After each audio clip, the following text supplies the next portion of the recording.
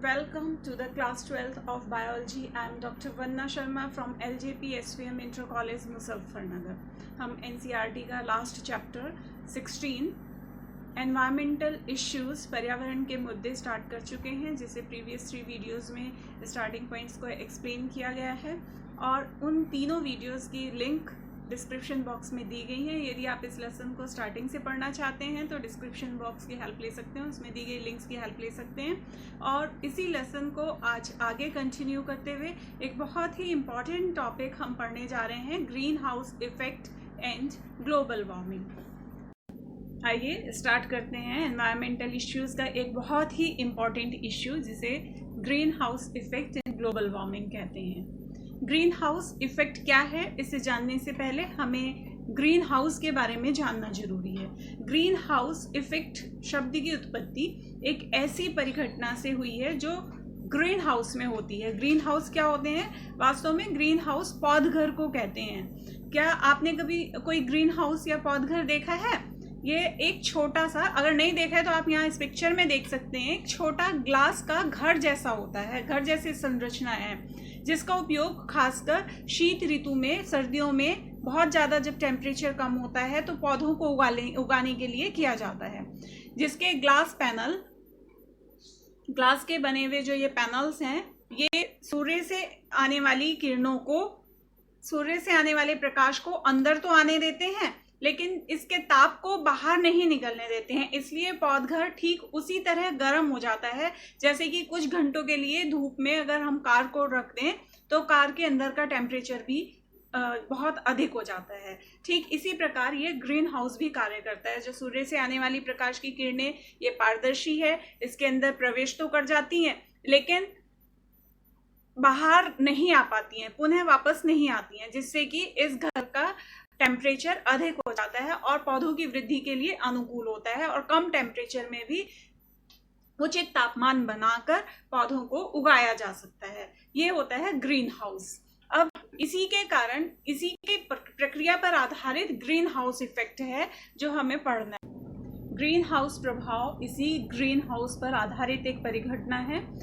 ये प्राकृतिक रूप से होने वाली ऐसी घटना है जिसके कारण पृथ्वी की सतह और वायुमंडल का तापमान अधिक होता है और ये गर्म हो जाती हैं। सूर्य से आने वाली जो सोलर रेडिएशन है, उसका लगभग 1/4 भाग बादलों और गैसों से परावर्तित होकर वापस चला जाता है। शेष 1/4 भाग, 1/4 भाग इसका वायुमंडलीय गैसों द्वारा अवशोषित हो जाता है। लगभग सोलर रेडिएशन का केवल 50%, लगभग 50 to 51% भाग पृथ्वी की सतह पर पड़ता है।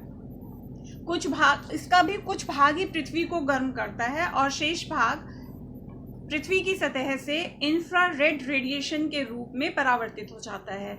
ये परावर्तित ऊर्जा तरंगों का अधिकांश भाग ट्रोपोस्फेयर में उपस्थित गैसों द्वारा अवशोषित कर लिया जाता है। ट्रोपोस्फेयर में जो गैसेस होती हैं वो ऑक्सीजन, नाइट्रोजन, जलीय वाष्प और कार्बन डाइऑक्साइड होती हैं। जलीय वाष्प और CO2, इनमें से जो जलीय वाष्प और CO2 है वो पृथ्वी से परावर्तित होकर निकलने वाली जो इंफ्रारेड तरंगों का अवशोषण करके पुनः पृथ्वी पर भेज देती हैं और इसका थोड़ा सा ही भाग वापस अंतरिक्ष में पहुंचता है। पुनः इन गैसेस के से टकराकर इन रेडिएशन के वापस आने से पृथ्वी का तापमान में वृद्धि होती है, इसके वायुमंडल में के तापमान में वृद्धि होती है, जो कि अत्यंत अनिवार्य है। इस प्रकार की जो ये ताप में वृद्धि है वो जीवन के लिए एक अनिवार्य प्रक्रिया है। यही तापमान को जीवन के अनुकूल बनाती है। इसके बिना अगर ये विकिरण वापस इन गैसेस से परावर्तित होकर वापस उन्हें पृथ्वी पर ना आए तो जीवन, जो तापमान है वो जीवन के अनुकूल नहीं रहेगा और पृथ्वी का तापमान 0 से भी कम, यानी -18 डिग्री सेंटीग्रेड तक हो सकता है। ठीक इसी प्रकार की ये घटना जैसे कि पीछे हमने ग्रीन हाउस में देखी है, उसी प्रकार से ग्रीन हाउस में हमने क्या देखा था कि कांच के पैनल से टकराकर, यहाँ पर हमने बताया सूर्य की किरणें जो हैं कांच के पैनल से टकराती हैं और अंदर चली जाती हैं, लेकिन अंदर के तापमान को वृद्धि करती हैं, लेकिन ये वापस इससे बाहर निकल नहीं पाती हैं, जिसकी वजह से अंदर के इस घर का टेम्परेचर पौधों के जीवन के अनुकूल बन जाता है। उसी प्रकार से यहाँ पर हमने पढ़ा कि पृथ्वी की सतह पर जो सूर्य की किरणें टकराती हैं, परावर्तित इनमें से कुछ भाग पृथ्वी को गर्म करता है, परावर्तित होकर शेष भाग वापस अंतरिक्ष में जाना चाहता है, लेकिन वायुमंडल में उपस्थित कार्बन डाइऑक्साइड, जलवाष्प जैसी कुछ गैसें हैं जो इस किरणों को अवशोषित करके पुनः पृथ्वी पर भेज देती हैं और थोड़ा सा ही भाग अंतरिक्ष में यहाँ से वापस जाता है। इसको हम इस क्रिया के द्वारा, डायग्राम के द्वारा और आसानी से समझ सकते हैं। इस चित्र में दिखाया गया है कि सूर्य की किरणें आ रही हैं, कुछ किरणें तो पृथ्वी तक आती ही नहीं है, कुछ जो किरणें पृथ्वी तक पहुंची हैं वो पृथ्वी की सतह से टकराकर वापस स्पेस में, अंतरिक्ष में जाने की कोशिश करती हैं। लेकिन जो ये ग्रीन हाउस गैसेस, जैसे जो कि अभी हम पढ़ाएंगे, जो ग्रीन हाउस का प्रभाव उत्पन्न कर रही हैं, जो पृथ्वी ग्रीन हाउस की तरह, कांच के पैनल की तरह इन गैसेस को वापस भेज देती हैं। ये गैसेस की लेयर है। इन गैसेस से टकराकर, इस वायुमंडल की इन गैसेस से टकराकर ये किरणें वापस पृथ्वी पर आती हैं। यहाँ से जाने के बाद इनसे ये इसको अवशोषित करके वापस भेज देती हैं और इसका तापमान को बढ़ाती हैं।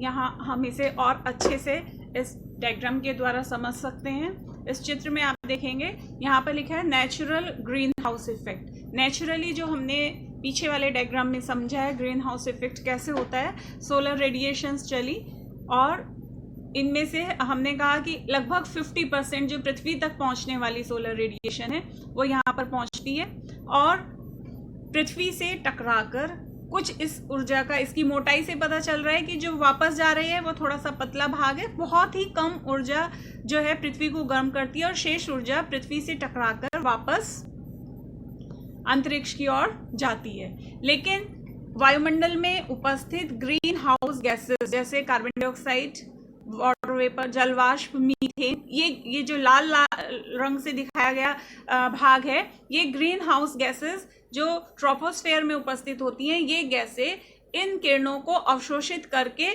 पुनः यहाँ पृथ्वी की सतह पर भेज देती हैं, जिसके कारण जिसके कारण पृथ्वी का ताप बढ़ता है। और लेकिन हम देख रहे हैं कि ये यहाँ ग्रीन हाउस गैस तक पहुंचने वाली संपूर्ण जो एनर्जी है वो ही वापस नहीं हुई है, कुछ भाग इसका अंतरिक्ष में चला जाता है। अब अगर हम देखते हैं नेचुरली ये प्रोसेस होता है तो वायुमंडल में कार्बन डाइऑक्साइड का और जो जितना टेम्परेचर का जो संतुलन है वो बना रहता है। और लेकिन यदि ये ग्रीन हाउस गैसेस की मात्रा ज़्यादा हो जाए, जैसे कि यहाँ पर इस डायग्राम में हम देख रहे हैं कि ये जो लाल एरिया है वो काफ़ी बढ़ गया है। ग्रीन हाउस गैसेस की मात्रा ज़्यादा कैसे हो सकती है? कुछ ह्यूमन एक्टिविटीज़ के कारण ग्रीन हाउस गैसेस की मात्रा यदि एटमॉस्फेयर में ज़्यादा हो जाती है तो सोलर रेडिएशन जो पृथ्वी से टकराता है, फिर इसका कुछ भाग परावर्तित, अधिकांश भाग परावर्तित होकर वापस जाता है और वो उसको ग्रीन हाउस गैसेस अवशोषित कर लेती हैं और इनसे ये वापस पुनः पृथ्वी की ओर आ जाता है। अगर ये ग्रीन हाउस गैसेस ज़्यादा हो जाती हैं तो ये अंतरिक्ष में बहुत कम मात्रा में ही गैस को परावर्तित होने देती हैं, किरणों को, ऊर्जा को परावर्तित होने देती हैं और अधिकांश ऊर्जा जो है, अधिकांश ये रेडिएशन वापस पृथ्वी की ओर आ जाता है। अधिकांश solar radiation in green house gases से टकराकर पुनः पृथ्वी की ओर आ जाता है। ये कांच के पैनल की तरह इन परावर्तित रेडिएशंस को स्पेस में जाने नहीं देती हैं और वापस पृथ्वी की सतह पर पहुंचा देती हैं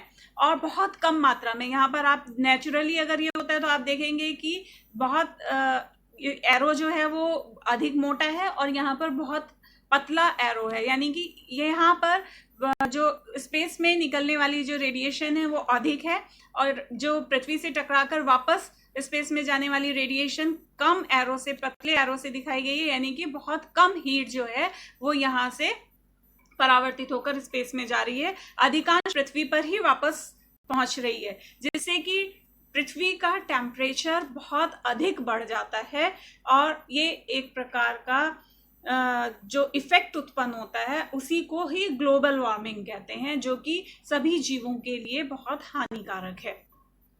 नेचुरली एक एसेंशियल प्रोसीजर है जो पृथ्वी के टेम्परेचर को जीवन के अनुकूल बनाए रखता है, लेकिन अगर ये human enhanced green house effect क्या है, यदि मानव की क्रियाकलापों के द्वारा ये ग्रीन हाउस गैसेस यदि मात्रा में ज़्यादा हो जाती हैं।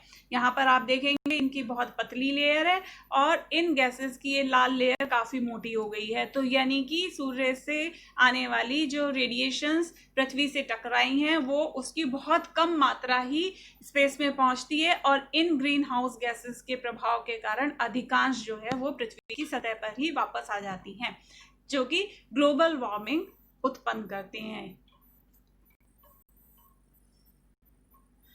जो प्रमुख जो ग्रीन हाउस गैसेस हैं उनके नाम यहाँ पर दिए हैं। ग्रीन हाउस गैसेस क्या हैं? ग्रीन हाउस गैसेस वे गैसेस जो ग्रीन हाउस प्रभाव उत्पन्न करती हैं, यानी कि जो पृथ्वी के पर से रेडिएशंस को वापस कांच के पैनल की तरह बाहर विकिरित होने नहीं देती हैं, उन गैसेस को ग्रीन हाउस गैसेस कहते हैं। ग्रीन हाउस गैसेस मेनली जो मुख्य रूप से जानी जाती हैं वो यहाँ पर लिखी हुई हैं। Nitrous oxide, carbon dioxide, methane, chlorofluorocarbon, जल वाष्प और ओजोन। अक्सर हम इनके नाम भूल जाते हैं। इनको याद रखने के लिए एक बहुत आसान सी ट्रिक मैंने यहाँ लिखी हुई है, आप इस ट्रिक की सहायता से इन्हें हमेशा याद रख सकते हैं और एग्जाम्स में मल्टीपल चॉइस क्वेश्चंस में कंफ्यूजन बिल्कुल भी इस ट्रिक के जरिए आपको नहीं रहेगा। यहाँ पर हम सब देख सकते हैं कि यहाँ पर सभी गैसेस के जो नाम का फर्स्ट पहला जो शब्द है वो इनके सामने लिखा हुआ है। पहला शब्द जैसे नाइट्रस ऑक्साइड, इसका पहला शब्द है ना। दूसरा कार्बन डाइऑक्साइड हमने लिखा है, इसका पहला शब्द है का। मीथेन का मी हमने अलग लिख दिया।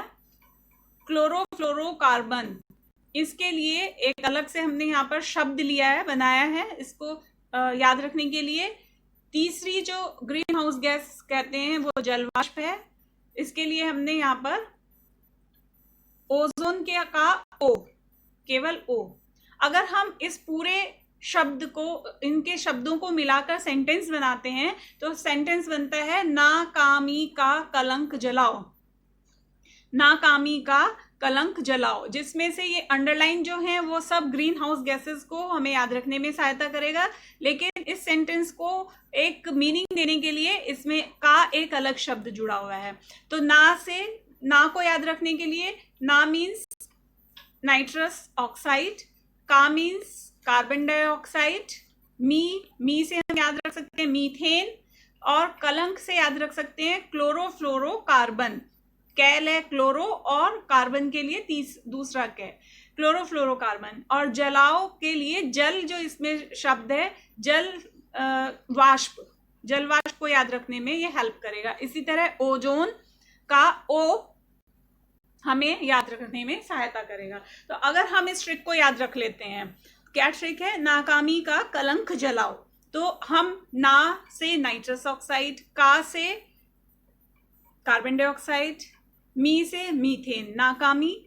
का हमने कहा है कि अलग से सेंटेंस को मीनिंग के लिए हमने जोड़ दिया है।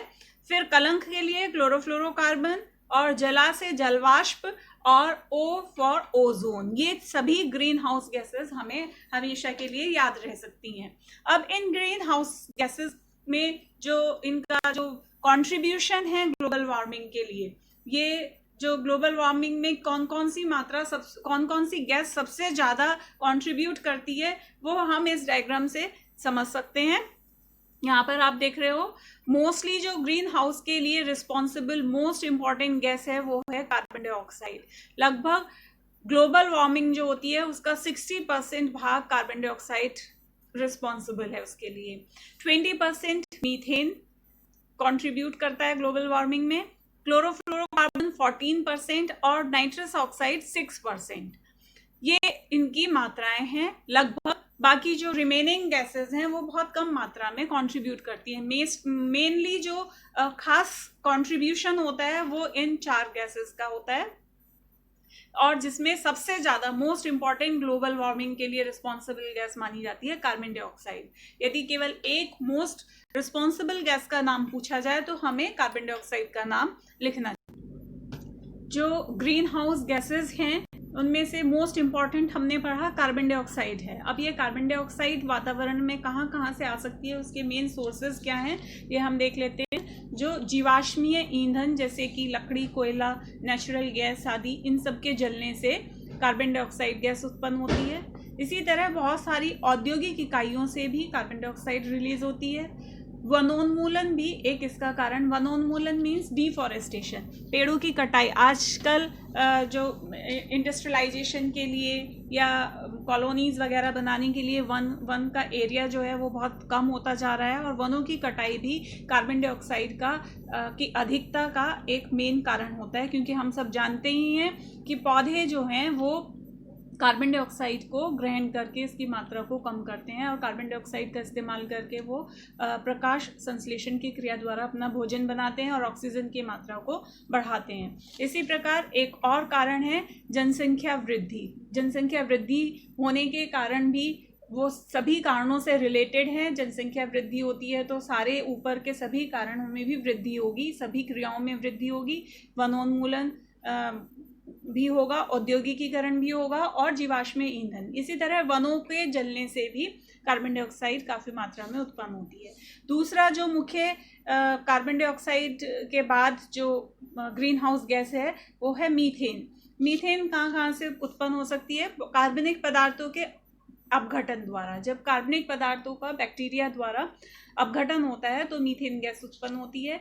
मवेशियों द्वारा, कैटल्स, लाइव स्टॉक जो होते हैं उनके द्वारा भी green house gas methane produce होती है। मवेशियों के इंटेस्टाइन में मीथेन बैक्टीरिया पाए जाते हैं और उनके डंग वगैरह में, उनके गोबर में काफ़ी मात्रा में मीथेन जो उत्पन्न होती है उनसे। इसी तरह तेल, कोयला, जैसे तेल और कोयला के उत्पादन और परिवहन की क्रिया द्वारा भी मीथेन का उत्पादन होता है। धान, जो चावल की खेती होती है उसके द्वारा भी मीथेन उत्पन्न होती है। और अपशिष्ट प्रबंधन, अपशिष्ट प्रबंधन मतलब जो सॉलिड वेस्ट, घरों के कूड़े के प्रबंधन की जो क्रिया है, मैनेजमेंट की क्रिया है, वो है उसमें कार्बनिक पदार्थ होते हैं कूड़े में, और उस पदार्थ के अपघटन से, जैसे कि अभी हमने यहाँ पढ़ा कि बैक्टीरिया जब इसका अपघटन करते हैं तो भी मीथेन गैस उत्पन्न होती है। और इसी प्रकार जो बायोगैस के उत्पन्न होने की, बायोगैस के बनने की प्रक्रिया में भी मीथेन गैस उत्पन्न होती है। क्लोरोफ्लोरोकार्बन के जो मुख्य स्रोत हैं वो है रेफ्रिजरेटर, एयर कंडीशनर, एसी वगैरह। एरोसोल स्प्रे, जैसे कि डिओड्रेंट, कूलिंग एजेंट्स जिसमें होते हैं, जितने भी स्प्रे होते हैं उनमें भी क्लोरोफ्लोरोकार्बन्स होते हैं। विमान में प्रयुक्त कुछ अग्निशामक यंत्र के जो हैलोन्स होते हैं वो भी इसके लिए क्लोरोफ्लोरोकार्बन को रिलीज करते हैं, और कुछ औद्योगिक अपशिष्ट से भी ये क्लोरोफ्लोरोकार्बन उत्पन्न होते हैं। नाइट्रस ऑक्साइड के जो स्रोत हैं, रासायनिक उर्वरक, नाइट्रोजन युक्त जो फर्टिलाइजर्स होते हैं, केमिकल फर्टिलाइजर्स, वो नाइट्रस ऑक्साइड के मेन सोर्स हैं। इसी तरह एनिमल जो वेस्ट हैं उनसे नाइट्रस ऑक्साइड उत्पन्न होती है, और जीवाश्म ईंधन के द्वारा जो फॉसिल फ्यूल्स हैं वो भी नाइट्रस ऑक्साइड प्रोड्यूस करते हैं।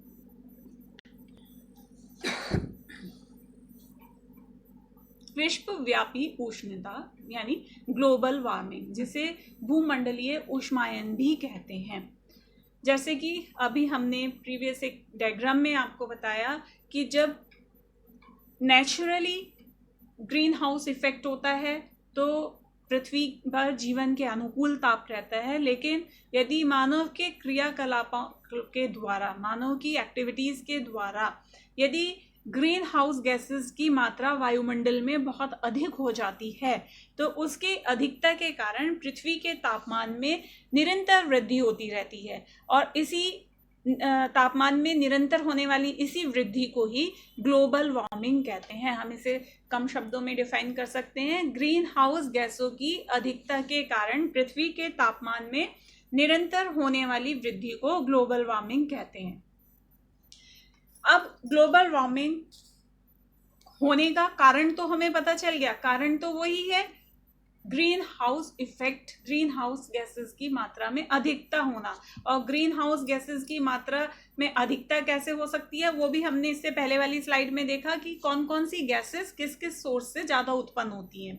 अब इसका प्रभाव, ये अगर ज़्यादा मात्रा में ये उत्पन्न होने लगे तो ये जीवन को कैसे प्रभावित करती हैं वो हम पढ़ेंगे। इसका सबसे इम्पॉर्टेंट प्रभाव सबसे पहले जो हम पढ़ रहे हैं, तापमान में पृथ्वी की सतह पर निरंतर ताप वृद्धि होने के कारण जो एक इम्पॉर्टेंट प्रभाव है वो है ग्लेशियर्स का पिघलना।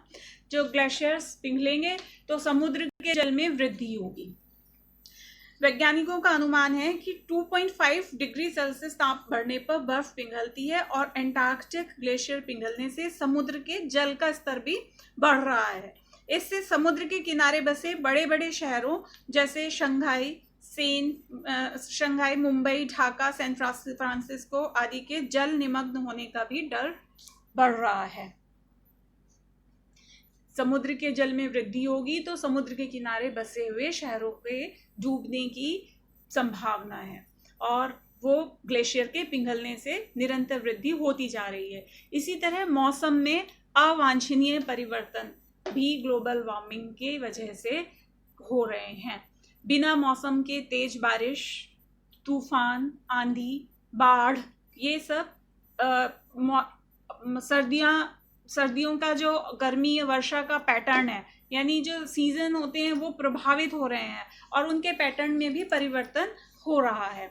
इसी तरह वनस्पति क्षेत्रों में परिवर्तन, वनस्पति क्षेत्रों में का मतलब है कि जो घास के क्षेत्र हैं उनका एरिया और जो वन के क्षेत्र हैं उनके एरिया में परिवर्तन होना, मरुस्थलीय एरिया में परिवर्तन होना, ये सब ग्लोबल वार्मिंग की वजह से संभव है।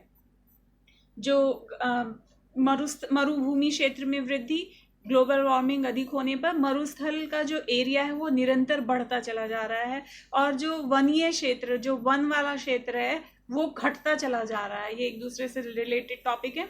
इसी तरह जब वायुमंडल में ताप में परिवर्तन होता है तो कुछ रोग उत्पन्न करने वाले कीट पतंगों और तेज टेम्परेचर में रहने वाले जो रोग कारक हैं उनकी संख्या में निरंतर वृद्धि से रोगों के स्तर में भी वृद्धि होने की संभावना रहती है।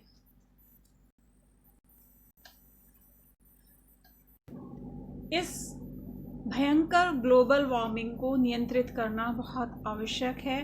पृथ्वी पर जीवन के अस्तित्व को बनाए रखने के लिए, पर्यावरण में संतुलन बनाए रखने के लिए ये इसका नियंत्रण अति आवश्यक है। वे सभी कारक जो ग्रीन हाउस गैसेस उत्पन्न करते हैं, यदि उन्हें रिड्यूस कर दिया जाए तो ग्लोबल वार्मिंग को नियंत्रित किया जा सकता है। उनमें से कुछ को हमने यहाँ दर्शाया है, जैसे जीवाश्मीय ईंधन का कम प्रयोग किया जाए, क्योंकि अभी हमने पढ़ा है कि ये जीवाश्मीय ईंधन जो है कार्बन डाइऑक्साइड ज़्यादा मात्रा में उत्पन्न करते हैं। इसके लिए हमें सौर ऊर्जा का अधिकतम प्रयोग किया जाए, ऊर्जा दक्षता में सुधार किया जाए, यानी कि कम ऊर्जा से अधिक कार्य किया जाए, कम वनोन्मूलन हो, वनों की कटाई कम से कम हो या ना हो, अधिक वृक्षारोपण हो। वृक्ष यदि अधिक होंगे तो जो global warming green house gas, जो मोस्ट इम्पॉर्टेंट गैस है वो है कार्बन डाइऑक्साइड, तो कार्बन डाइऑक्साइड की मात्रा वायुमंडल में कम होगी। जितने अधिक वृक्ष होंगे CO2 की मात्रा उतनी ही कम होगी। इसी तरह जनसंख्या वृद्धि पर भी नियंत्रण किया जाए। यदि जनसंख्या वृद्धि नियंत्रित होगी तो सभी ऊपरी कारक जो हैं वो अपने आप नियंत्रण में रहेंगे। That's about green house effect and global warming. आज हमने ग्रीन हाउस प्रभाव और ग्लोबल वार्मिंग पढ़ा। इसी लेसन को आगे कंटिन्यू करते हुए हम जो अगला इस चैप्टर का इम्पोर्टेंट पार्ट पढ़ेंगे वो है ओजोन डिप्लीशन और वनोन्मूलन। तब तक के लिए कीप लर्निंग।